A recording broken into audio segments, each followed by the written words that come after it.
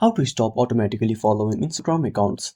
Hello everyone, welcome back to our channel. So let's dive right in without wasting any time. Also make sure to watch this video till the end. So first of all, open up Instagram on your device. There is no such feature of following other accounts automatically on Instagram. If any account is getting automatically followed on your account, then simply tap on your profile at the bottom right corner. Now simply tap on the three lines at the top right corner. Then tap on Account Center. Then tap on Password and Security.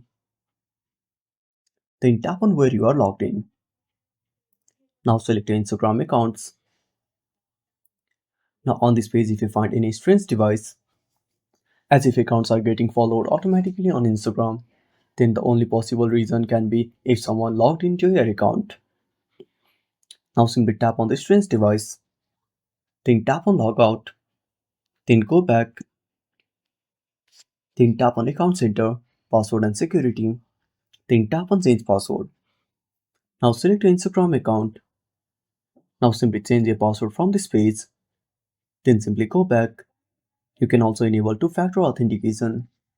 I hope this should fix your issue. And that's it. Thanks for watching. Make sure to subscribe our channel and hit the bell icon. See you in the next video.